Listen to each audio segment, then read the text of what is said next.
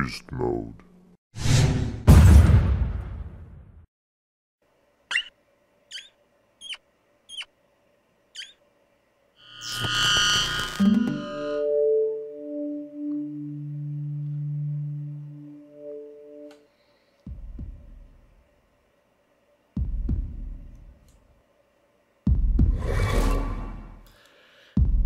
Salut tout le monde, c'est Bismo3, comment allez-vous? Moi je vais bien et c'est parti pour le premier épisode de...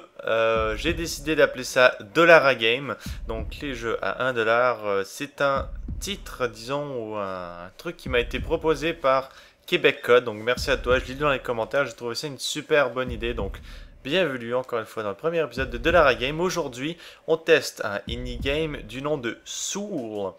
Et puis voilà, donc je l'ai sélectionné au hasard... il y a quelques jours. Contrairement au prochain indie game que je testerai, je l'ai déjà testé. Par contre, pour les prochains, je vous avertis, je les sélectionnerai vraiment au hasard et j'enregistrerai les premières impressions, c'est-à-dire en découvrant le jeu. Là, j'ai déjà fait.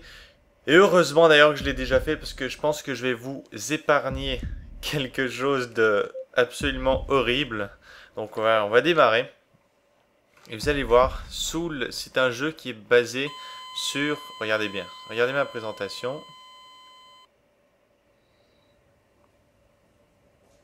Alors, tout de suite, on voit que c'est glauque. Ok, regardez, en haut, c'est des monstres. Et là, nous, on est la petite boule que je contrôle tout simplement avec le joystick. Et le gameplay se résume à éviter tout ce qui passe. Alors, on va s'empresser de continuer. Et là, en fait, le jeu... consiste à tout simplement se faufiler un chemin à travers les couloirs sinueux et sombres. Regardez. Ah putain.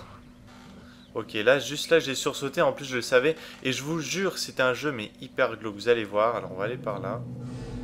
Ok. Et là... Oh putain. Regardez comme c'est glauque, mais à s'en tuer. Regardez. Et quand on fonce dans un mur, bah, on explose et on doit recommencer.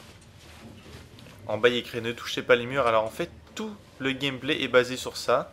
C'est un jeu très court que j'ai pas eu le temps de finir. Vous allez comprendre pourquoi est-ce que je me suis arrêté. Donc, on contrôle rapidement. Je vais essayer de faire ça vite quand même pour pas trop vous embêter, pour que ce soit le plus expéditif. Et vous entendez les sons un peu... Oh putain. Les sons d'ambiance, d'espèce de bruit, de stress et tout, c'est vraiment mais ultra glauque. Et en fait, on est une âme perdue, disons, qui cherche à se faufiler un chemin vers le paradis.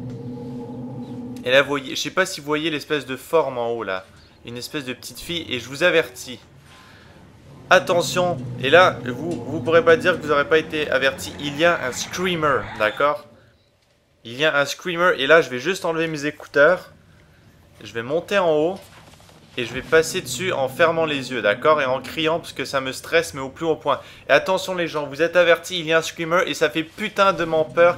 Et je vous jure, avec mon ami, la première fois qu'on a essayé ce jeu, les deux, on a fait une crise cardiaque d'au moins 10 secondes. C'est pas une blague. Et j'ai pleuré de peur. J'étais pas triste, j'avais pas mal, mais j'ai pleuré tellement on a eu peur. Et on s'attendait pas du tout à ça. Et attention, là j'y vais, je ferme les yeux. Et j'y vais en courant. Ah!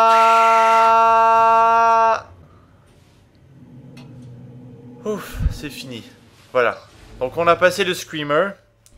J'espère que ça vous a pas trop fait peur. J'espère que je vous ai aidé en criant. Maintenant, par contre, après dans le reste du jeu, vous inquiétez pas, il n'y en a pas d'autres. Par contre, il y a quand même des monstres qui sortent un peu de partout. Donc on va faire encore une minute de jeu. En fait, ça va pas être très long, d'accord? Le jeu est basé tout le temps sur ça. Donc c'est que ça tout le long. Et puis évidemment ça se corse, vous voyez là déjà ça se corse, il faut se faufiler des ascenseurs, des monstres et tout. Et puis là je sais pas pourquoi je suis passé là alors qu'il n'y avait rien à faire ici, enfin bon. Comme ça, en fait c'est ça tout le long et évidemment ça se corse au bout d'un moment. Il y a vraiment un facteur temps qui entre en jeu et tout.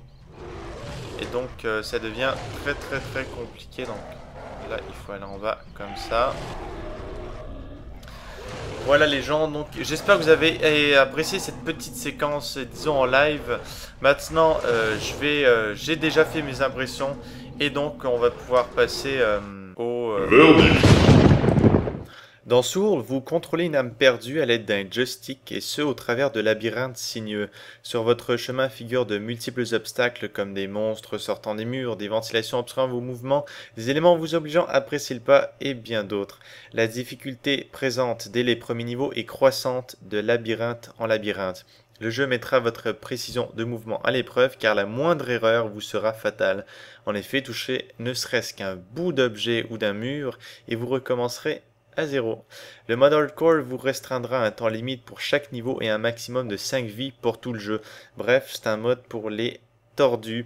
Au final, Soul est un jeu simple mais efficace. Malgré un gameplay des plus banaux, il réussit quand même à nous garder scotchés devant notre écran jusqu'à ce que nous réussissions le niveau, quitte à recommencer des centaines de fois. Alliant graphisme sombre, lugubre, ainsi qu'effets sonores angoissants et parfois même surprenants, Kaido Studio nous offre une ambiance qui, en particulier après le Screamer, nous tiendra toujours sur nos gardes. C'est cette peur d'avoir peur et la nécessité d'une concentration et d'une dextérité constante qui font le génie de ce jeu.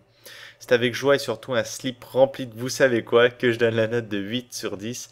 Et puis, qu'est-ce qu'un malheureux dollar par rapport à la peur qu'aura votre ami lorsque vous lui ferez essayer Soul. J'espère que le jeu vous aura plu. Si oui, n'oubliez pas de vous abonner à ma chaîne pour rester au courant de mes prochaines vidéos et de me suivre sur Twitter et Facebook. Tous les liens seront dans la description. En attendant, je vous dis bon gaming et à la prochaine.